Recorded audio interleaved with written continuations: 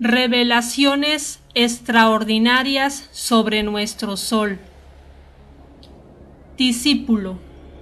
Se dice en el campo de la ciencia, es decir, los científicos afirman que el Sol es algo así como una llamarada o un cuerpo en estado incandescente con muchos miles de grados de calor y que su constitución ígnea de fuego intenso hace que el calor llegue hasta nosotros.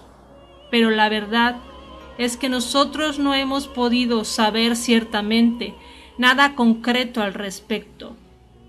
¿Cuál es su temperatura? ¿De qué está hecho? Etcétera.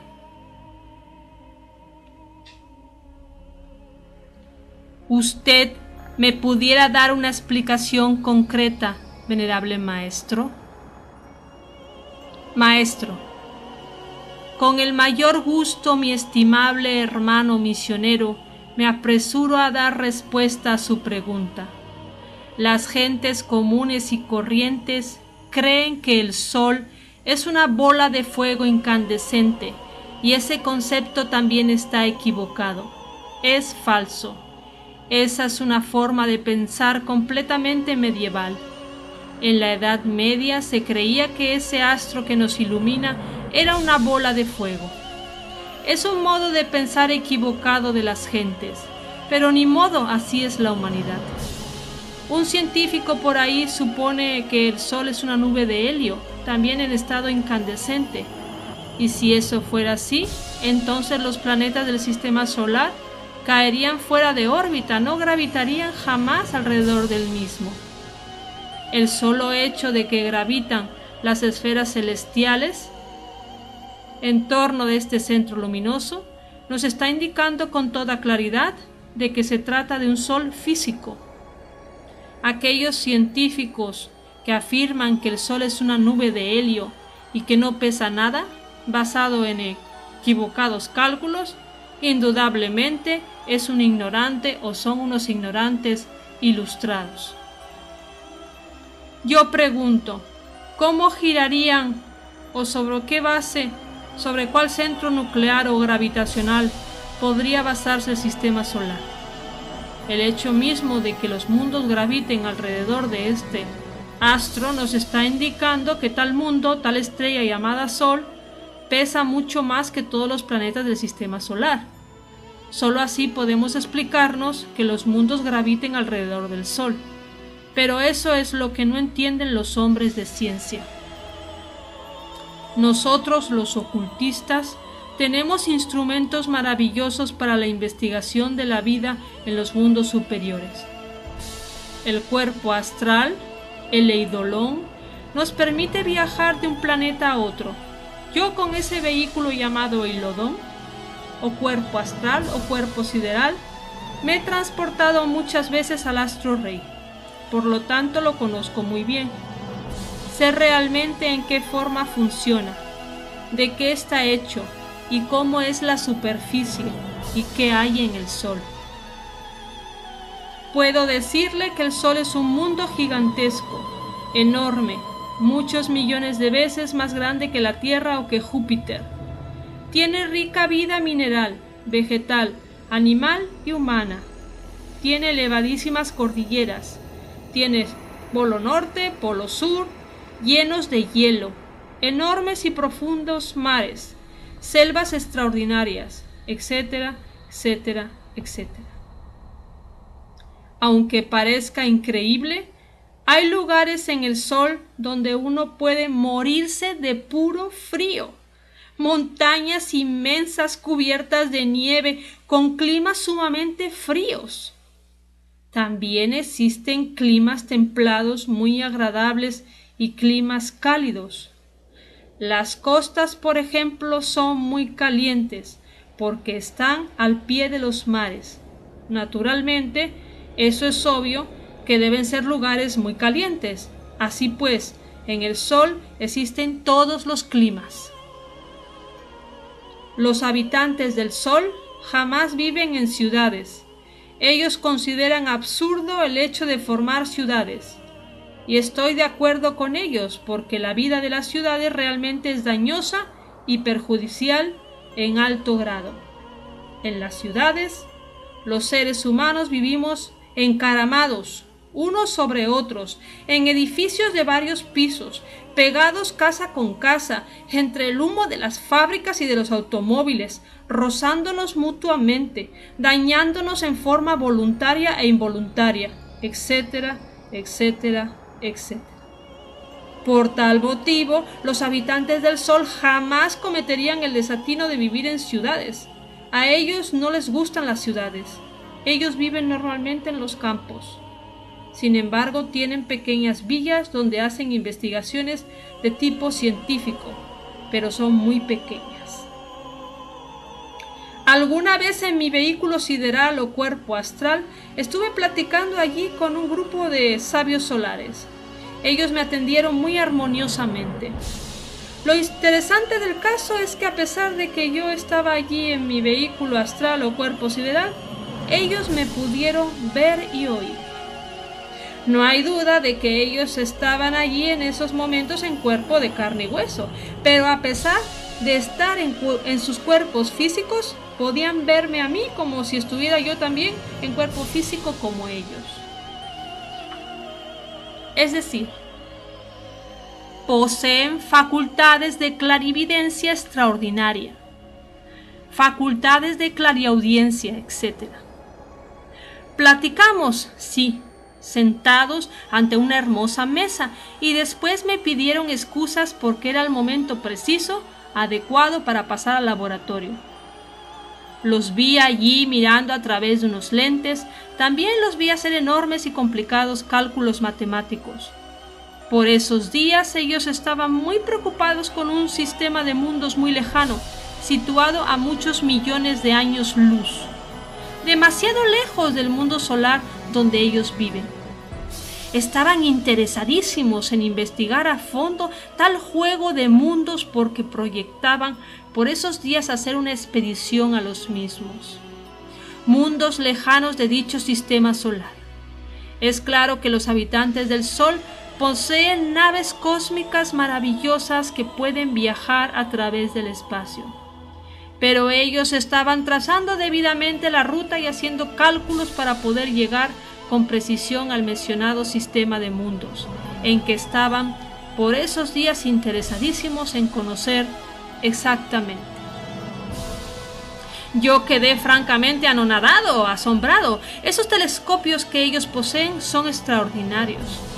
Hablando esotéricamente, a tales telescopios los podemos llamar tescojanos. Un término bastante exótico, ¿verdad? Tescojanos. Bien. Es muy novedoso para ustedes saber, por ejemplo, que hay habitantes en el Sol, ¿verdad? Pues sepan también que ellos con sus telescopios pueden ver el planeta Tierra, como cualquier otro planeta del sistema solar. Pueden con sus lentes no solamente ver nuestro mundo, sino también sus ciudades y las casas que tenemos en nuestro mundo. También pueden ver a las gentes que viven en cada casa, que ellos quieran investigar. Y no solamente verlas desde el punto de vista meramente físico, sino desde el aspecto esotérico u oculto. Pueden perfectamente ver el aura de las personas, el estado psicológico en que se encuentra cada persona, etc. Ellos, pues, no ignoran el estado desastroso en que se encuentra nuestro planeta Tierra. Lamentan el estado en que nos encontramos. Desean lo mejor para nuestro mundo. Desgraciadamente, hemos de reconocer que la Tierra está completamente fracasada. En modo alguno ellos desean o quieren tener relaciones con gentes que poseen el ego, el yo, el mí mismo, el sí mismo, la legión. Los habitantes solares solo entran en contacto con personas bien muertas. Cuando yo hablo así de personas bien muertas, quiero que sepan entender. No estoy hablando de muerte física, me refiero en forma enfática a la muerte del ego. Cuando digo bien muertas, estoy dando a entender que ellos solamente desean entrar en contacto con personas que hayan desintegrado el ego, que hayan muerto en sí mismas, en el yo, en el mí mismo, que no posean ego. En otros términos, es decir, que no tengan yo, que estén libres del yo. Y tienen razón. En eso estoy completamente de acuerdo con ellos, porque aquellos que poseen ego, que tienen todavía el yo, pues emiten un tipo de vibraciones siniestras, fatales, diabólicas, perversas. Gentes así introducen el desorden donde quiera que van. Esas gentes que tienen tal condición egoica y diabólica no podrían vivir jamás en armonía con el infinito. Por ese motivo es que ellos no quieren tener relaciones, dijéramos, personales, con individuos o con gentes que no hayan muerto en sí mismos, que no hayan disuelto el ego, el yo. Me viene a la memoria algunos paisajes hermosísimos del sol. Hay allá un mar tan profundo, tan gigantesco, de aguas tan claras y tan bellas, que yo he quedado anonadado. Muchas veces en mi cuerpo astral he llegado a cierta bahía en una pequeña embarcación donde he reposado horas enteras. Es claro que en astral también puede uno navegar en algunas embarcaciones, naturalmente hechas de materia astral. Puede uno también meterse en cualquier embarcación, dijéramos física. Cualquiera que sepa viajar en cuerpo astral puede hacer lo mismo, eso es claro. Lo que hay es que volverse uno consciente. Los dormidos no podrían hacer estas cosas. A mí me ha parecido preciosa esa bahía. Aquel mar es millones de veces más grande que todo el planeta Tierra. Podría asegurarles a ustedes que si depositáramos todos los 7 mares de la Tierra entre aquel mar, sería tanto como echar en ese gran océano un vaso de agua. Piensen ustedes lo que significa el tamaño de ese gran océano. Es decir, cualquiera de nuestros océanos que poseemos aquí en nuestro planeta es un charquito comparado con ese inmenso mar a que me estoy refiriendo en el sol. De cuando en cuando veía yo surgir ciertos monstruos marinos a la superficie. Contemplaban el horizonte y volvían y se sumergían entre las profundidades incalculables del mar solar. Esto es inconcebible para los terrícolas. Las gentes de esta época piensan que el sol es una bola de fuego y no hay nadie quien les pueda quitar esa idea de la cabeza. Mirando el sol desde el punto de vista astral es extraordinario. Por ejemplo, existe un camino secreto que conduce al templo corazón del sol. Claro, no se trata de un camino físico, y eso quiero que todos ustedes lo entiendan. Me refiero a un camino secreto, astral, esotérico, que conduce, como ya dije, al templo corazón del sol. Es un camino que no pertenece a la materia densa. Cuando uno se acerca a ver aquello en la superficie, lo único que percibe es una gran profundidad, un abismo tenebroso, pero allá en lo hondo, en lo ignoto, se ven algunas llamaradas. En mi vehículo astral he podido descender por ese gran precipicio, llegar hasta aquellas llamaradas. Allí un gran ser lo bendice a uno, es el portero o guardián del templo. Este nos bendice con un ramo de olivos. Luego, por un camino secreto se dirige uno hasta el templo corazón del sol. En el templo corazón encuentra uno a los 7 chohanes, 7 grandes seres que trabajan en el sistema solar. Allí siente uno el flujo y el reflujo de la gran vida, la sístole y el diástole de todo el sistema en que vivimos, nos movemos y tenemos nuestro ser. Puede decirse que allí está el corazón del sol, el corazón del sistema solar. Es que el sistema solar, visto desde lejos, parece un hombre caminando a través del inalterable espacio infinito y tiene órganos funcionales.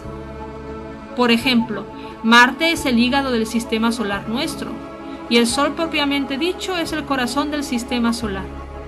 Pero ese corazón hay que buscarlo en el núcleo mismo de esa masa central. Por cierto, que el rayo más poderoso del Sol vibra en la aurora y pertenece al Kundalini. Debido a eso, resulta interesante y hasta muy aconsejable practicar el Sahaja Maituna en la aurora, en el amanecer del día. Existen también allí en el Sol distintos elementales de la naturaleza, como los hay en todo planeta. Allí fluye y refluye la vida con incesante belleza. Los científicos suponen que el Sol es una bola de fuego, o una nube de helio o lo que sea. Las gentes comunes y corrientes piensan en el Sol como en una gran hoguera que, cuanto más cerca esté uno, más expuesto está a quemarse. No hay tal. Suban ustedes a una montaña de 5.000 metros de altura y verán que se mueren de frío. Y si ustedes se elevaran en un globo estratosférico a la estratosfera, pues allí morirían de frío. En los espacios interplanetarios la temperatura llega a 120 grados bajo cero. Entonces no hay tal de que el Sol sea una bola de fuego. Es un mundo sumamente rico en minas de uranio, de radium, de cobalto, etcétera, etcétera, etcétera. Y como es tan inmenso, pues claro que la radiación de sus minas también es muy fuerte, muy poderosa. La suma total de tantas minas produce irradiaciones tremendas. Es decir, todas las irradiaciones de las minas, toda la energía atómica que viene de esas minas, atraviesa el espacio interplanetario y al llegar a la atmósfera terrestre, entonces esta última descompone a tales radiaciones en luz, calor, color y sonido. Es precisamente la camada superior de la atmósfera terrestre la que se encarga de analizar y descomponer los rayos solares en luz, calor, color y sonido. Pero en el espacio interplanetario hay un intenso frío, como ya dije, llega hasta 120 grados bajo cero. Así pues, no es que el Sol sea una bola de fuego, como creen las gentes comunes y corrientes y como suponen algunos científicos, sino que es rico en minas y sus irradiaciones son las que al descomponerse en la atmósfera de la Tierra se convierten o devienen como luz, calor, color y sonido. Y sus irradiaciones no solamente llegan al planeta Tierra, sino que llegan a todos los mundos del sistema solar. Y en cada planeta de nuestro sistema sucede lo mismo. Hecha esta explicación, conviene quitarnos de una vez por todas esas ideas falsas de la mente y saber que el Sol no es una bola de fuego. Muchos astrónomos se distraen estudiando la aureola del Sol, la corola del Sol. Ellos piensan que esa corola del Sol debe ser una masa física, material, una masa densa, y no hay tal. La corola del Sol es una especie de aurora boreal formada por la misma electricidad y magnetismo de aquel astro. Eso es todo. Discípulo. Entonces, si en la Tierra no hubiera atmósfera, ¿nuestro planeta sería un mundo oscuro, maestro? Maestro. Sí, sencillamente al no haber atmósfera de ninguna especie en la Tierra, pues este podría ser un mundo oscuro. En este caso se me objetaría que en la Luna no hay atmósfera y que sin embargo hay tiempos en que hay luz y también en que hay oscuridad, o que tiene, dijéramos, una mitad de luz y una mitad de oscuridad. Es decir, que en el mes lunar lo dividen en época de luz y época de oscuridad, etc. De acuerdo con los periodos cósmicos que ya se conocen a fondo y que los astronautas han utilizado para sus expediciones. Bien, pero es que hay atmósfera en la Luna. Digo yo, existe una atmósfera enrarecida. Y entre otras cosas, ya fue aceptado oficialmente que en la Luna hay atmósfera. Habrá una atmósfera enrarecida, incipiente, pero la hay.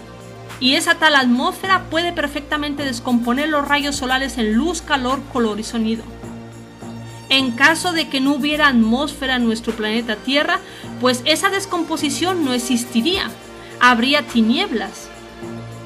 Pero como quiera que la masa densa opondría una resistencia a las radiaciones solares, con esa resistencia se produciría entonces el calor y hasta sería posible que esa masa densa, al oponerse como resistencia a la radiación, resplandeciese, transformara la radiación no solamente en calor, sino en luz también. Entonces, de todas maneras, habría luz, pero un calor insoportable. Discípulo. Maestro, usted nos ha dicho que en el Sol existen seres humanos.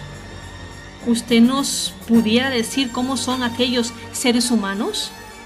Maestro, pues los habitantes del Sol son personas de una estatura o un cuerpo más o menos como el de los hombres o seres humanos de la Tierra.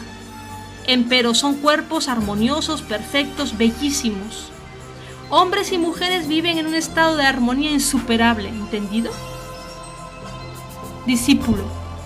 Venerable maestro, usted nos ha dicho en sus libros que existe el Sol central sirio y que es millones de veces más grande que el Sol que nos alumbra.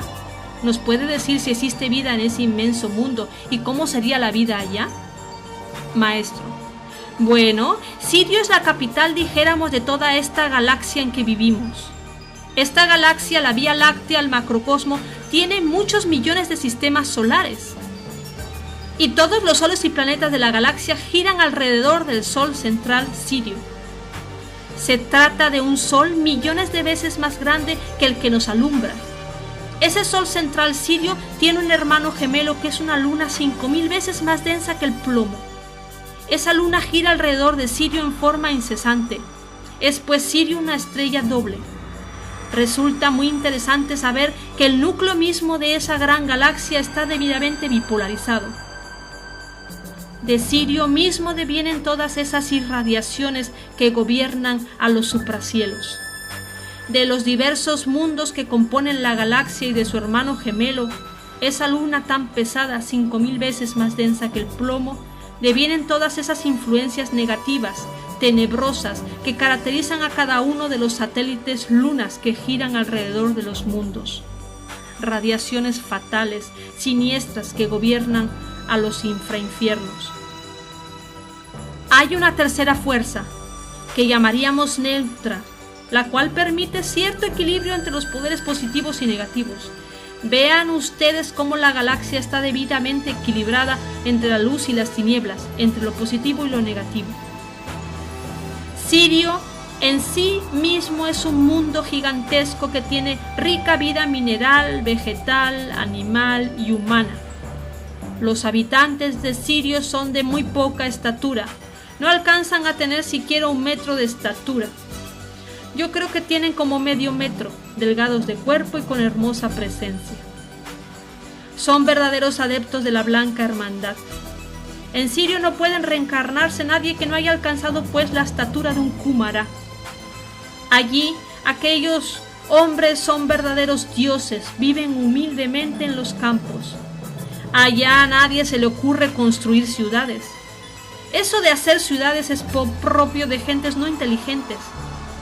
Los habitantes de Sirio jamás caerían en semejante error. Tienen humildes casas, usan túnicas tejidas sencillamente, siembran cada uno sus alimentos, pues cada casa tiene su huerta donde el siriano cultiva sus alimentos. Tienen cada cual su jardín donde cultivan sus flores. Viven en paz y armonía unos con otros. A nadie se le ocurriría hacer allí guerras ni nada por el estilo, pues todo eso es bárbaro y salvaje. Los sirianos son gentes muy cultas, verdaderos hombres iluminados en el sentido más trascendental de la palabra. Allí está la iglesia trascendida. Uno se asombra cuando penetra en ese templo de maravillas. Allí ofician los grandes iniciados de la galaxia. Yo he asistido varias veces a los ritos. Constantemente se hace pasar o se vive allí el drama cósmico, la vida, pasión y muerte del Cristo. Pues como ya les he dicho, ese drama es completamente cósmico. En el templo corazón de aquel mundo gigantesco, de aquel sol extraordinario, encontramos al dios Sirio, y con él a todos sus iniciados, sus discípulos. Realmente Sirio es la capital de la gran galaxia en que vivimos. Es pues extraordinario, maravilloso. Hasta aquí por ahora.